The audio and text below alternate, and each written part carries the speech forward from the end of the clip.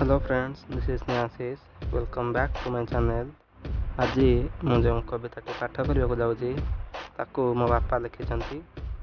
ସେ କବିତାଟିର ସାରାଂଶ ହେଉଛି ଗୋଟେ ପ୍ରେମିକାକୁ ତା ପ୍ରେମିକ ଛାଡ଼ି ଚାଲି ଯାଇଛି।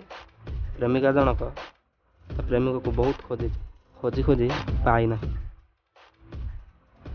ଏହି ବିଷୟ ଉପରେ ଆଧାରିତ ଏହି କବିତାଟି ଏବଂ କବିତାର ଶୀର୍ଷକ ହେଉଛି ମନର ବ୍ୟଥା। ଆସନ୍ତୁ ଶୁଣିବା ସେହି କବିତାଟି।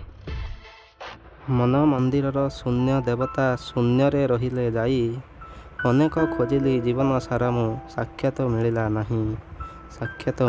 ନାହିଁ। ଜୀବନର କେଉଁ ମରୁବାଲି ପଥେ ଚାଲି ଚାଲି ଗଲି ଥକି, କେଉଁଠି ରହିଲେ ପୂଜ୍ୟ ଦେବତା ଖୋଜିବାକୁ ନାହିଁ ବାକି।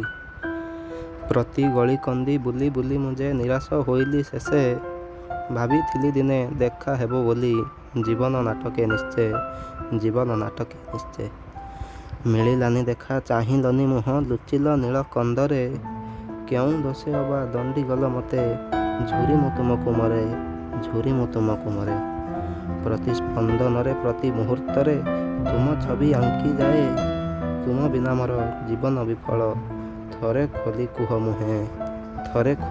ମୁହେଁ। ହେ ପୂଜ୍ୟ ଦେବତା ପରମ ଆରାଧ୍ୟ ପରମ ପୂଜ୍ୟ ଠାକୁର, ଘେନା କର ବାରେ ଦଇନି ମୋହର, କୁସୁମ ଦିଏ ପୟର। ଅନ୍ତିମ ଜୀବନେ ଶେଷ ପୁଷ୍ପାଞ୍ଜଳି, ଶେଷ ଏମ ନିବେଦନ, ଯେତେ ଇଚ୍ଛା ତୁମ ଦଣ୍ଡ ଦିଅ ମୋତେ, ଜଳି ଯାଉ ମୋ ଜୀବନ। ଧନ୍ୟବାଦ।